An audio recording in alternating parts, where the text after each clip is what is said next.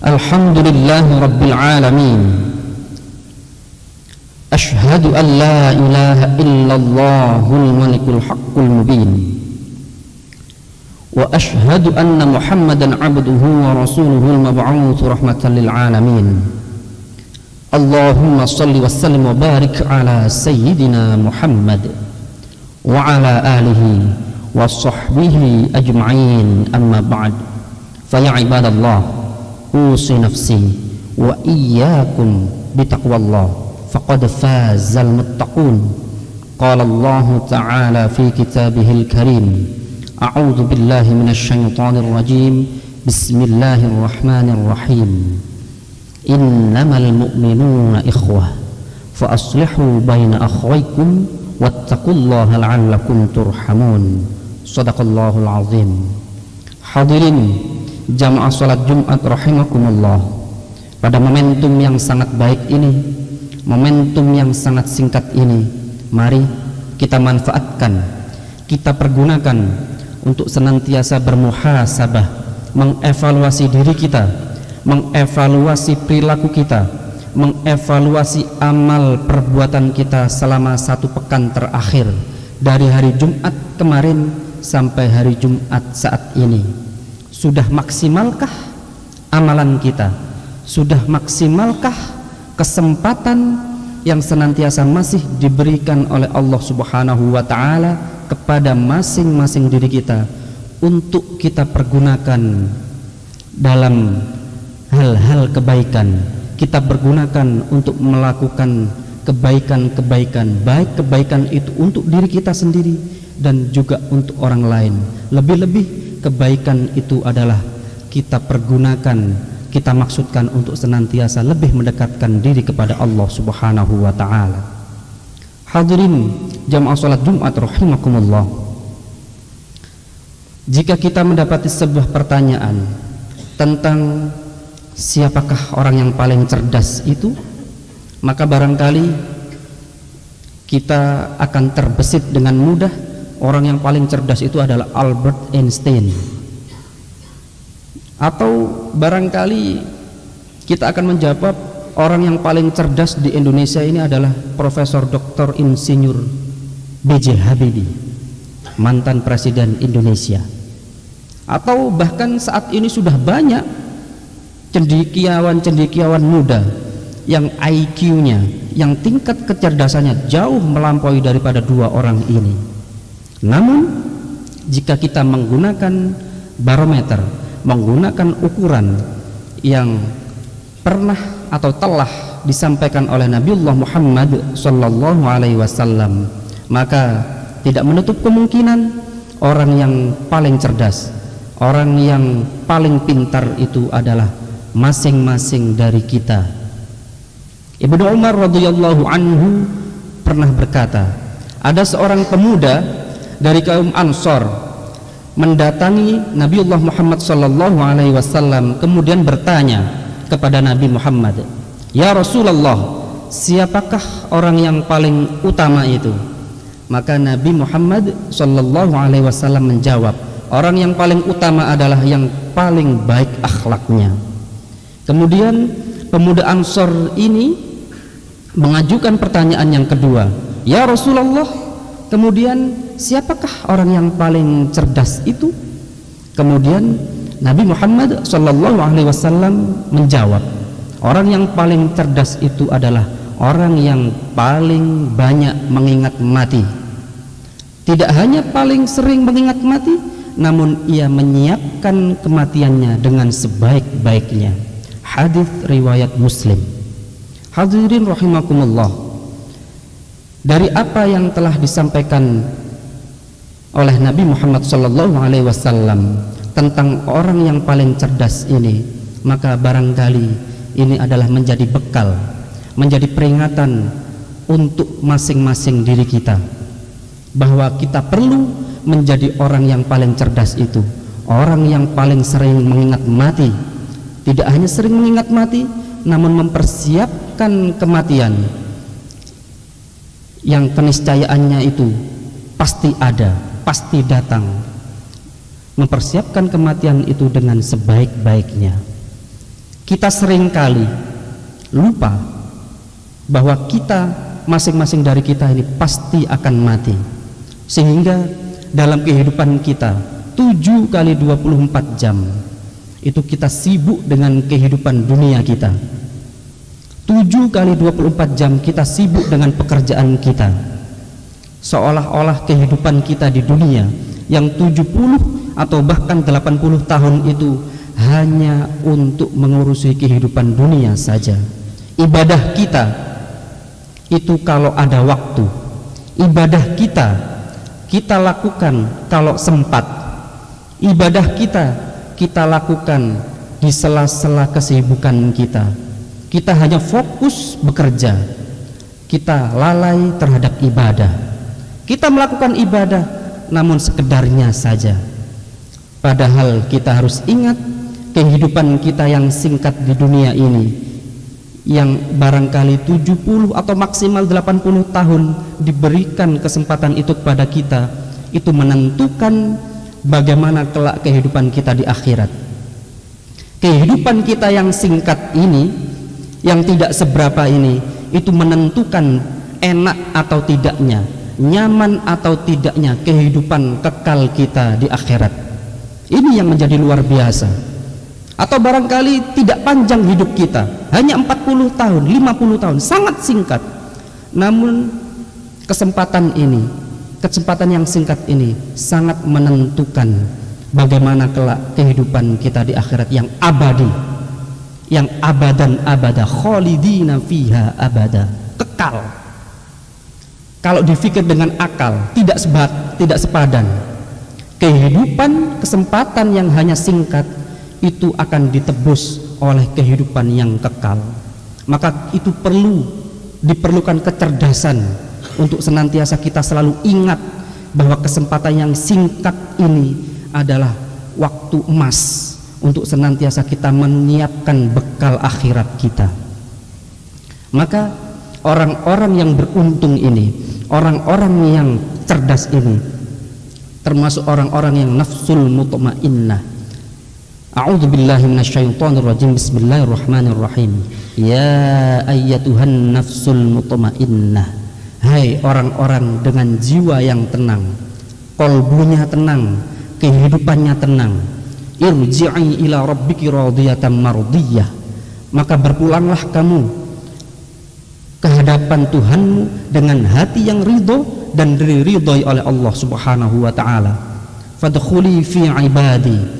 Maka karena hatinya tenang, karena hatinya ridho, maka engkau termasuk menjadi hamba-hambanya Allah Subhanahu wa taala. Wadkhuli jannati. Maka tidak ada balasan, tidak ada jaza yang lebih pantas daripada surganya Allah Subhanahu wa ta'ala. Maka ini adalah balasan, adalah jaza dari Allah Subhanahu wa ta'ala terhadap orang-orang yang cerdas itu, orang-orang yang pandai memanfaatkan waktu, memakai waktunya kehidupan di dunia ini untuk senantiasa mengingat mati dan menyiapkan kematian itu dengan sebaik-baiknya. Namun di balik orang-orang yang cerdas itu tentu ada orang yang kurang cerdas atau tidak cerdas. Maka mereka berkata, yaqulu ya laitani qaddamtu li hayati. Alangkah baiknya ketika aku hidup dulu melakukan kebaikan-kebaikan.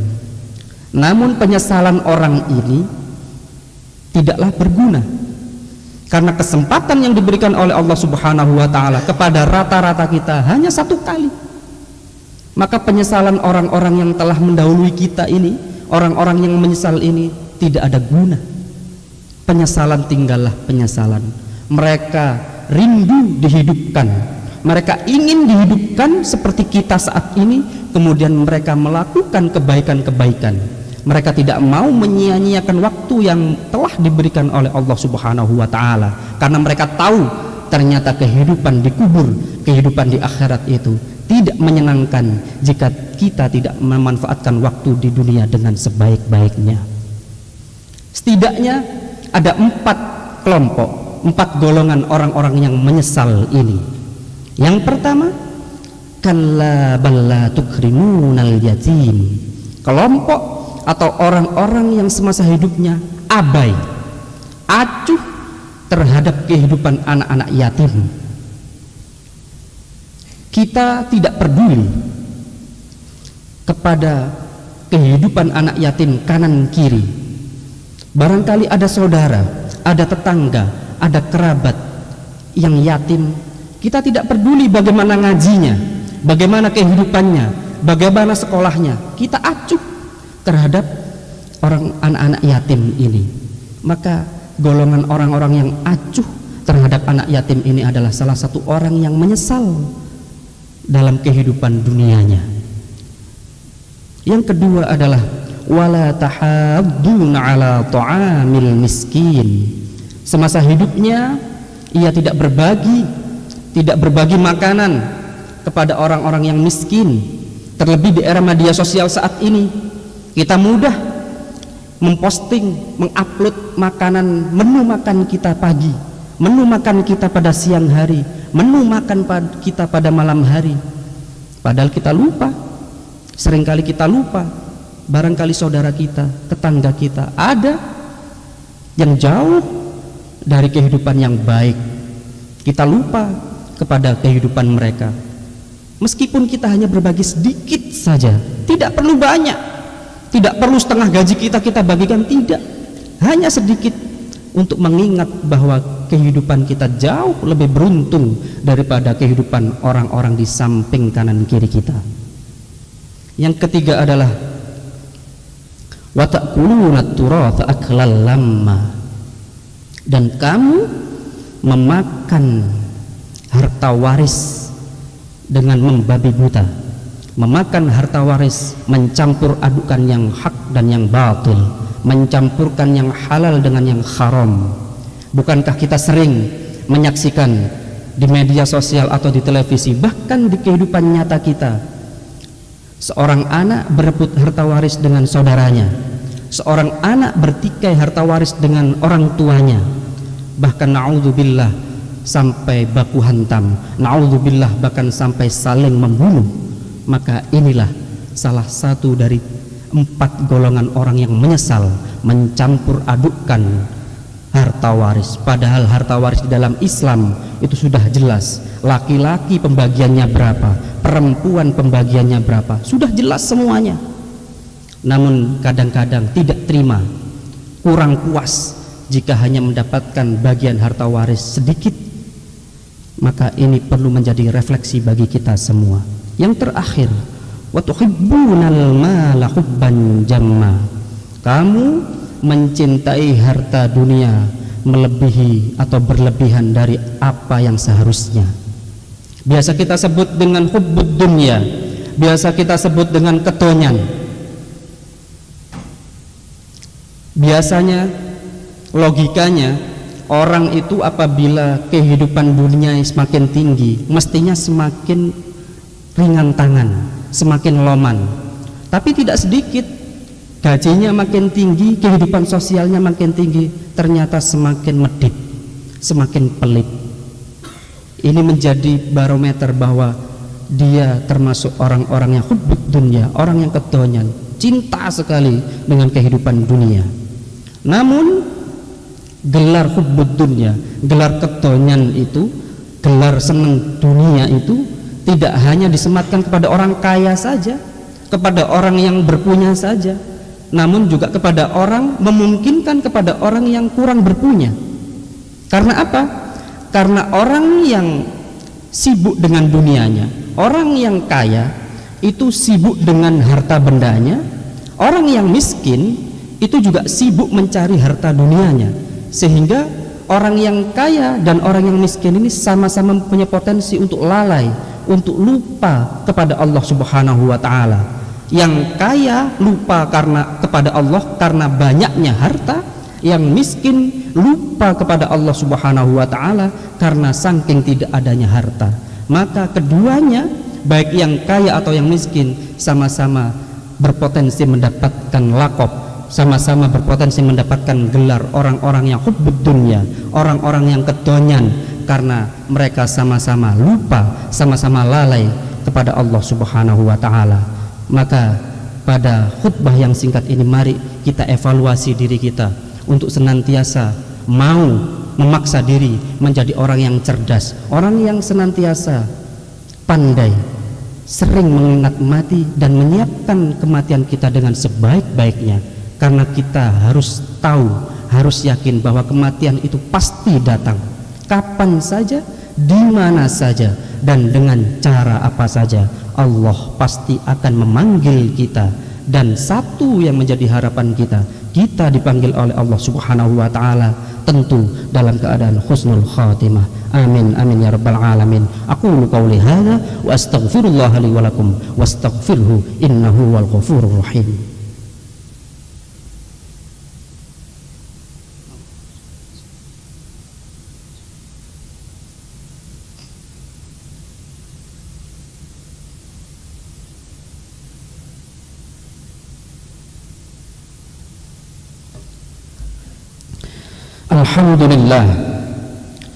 Alhamdulillahi rabbil alamin. Ashhadu an la ilaha illallahul malikul haqqul mubin wa ashhadu anna Muhammadan abduhu wa rasuluhul mab'uutsu rahmatan lil alamin. Allahumma shalli wa sallim wa barik ala sayyidina Muhammad wa ala alihi wa sahbihi ajma'in, amma ba'd. Fa ya ibadallah, usi nafsi wa iyyakum bitaqwallah faqad fazal muttaqun. Qala Allah ta'ala fi kitabihil karim, a'udzu billahi minasy syaithanir rajim, bismillahirrahmanirrahim. Ya ayyuhalladzina amanu taqullaha haqqa tuqatih wa la tamutunna illa wa antum muslimun. Shadaqallahul azim. Inna Allaha wa malaikatahu yusholluna 'alan nabi ya ayyuhalladzina amanu shallu 'alaihi wa sallimu taslima. Allahumma shalli wa sallim wa barik ala sayyidina Muhammad wa ala ali sayyidina Muhammad walhamdulillahi rabbil alamin. Allahumma ighfir lil muslimina wal muslimat wal mu'minina wal mu'minat wa alif baina qulubihim wa aslih dhata bainihim وانصرهم على عدوك وعدوهم وانصر مسلمي روهينيا على عدوك وعدوهم وانصر مسلمي أويغور على عدوك وعدوهم وانصر مسلمي فلسطين على عدوك وعدوهم وانصر مسلمي إندونيسيا على عدوك وعدوهم.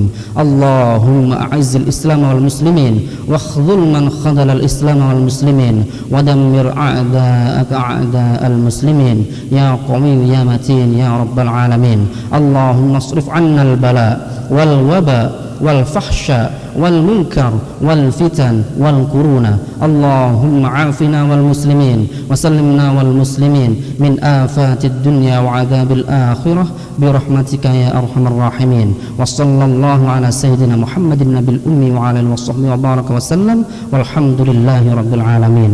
عباد الله، إن الله يأمر بالعدل والإحسان وإيتاء ذي القربى وينهى عن الفحشاء والمنكر والبغي يعظكم لعلكم تذكرون ولذكر الله أكبر.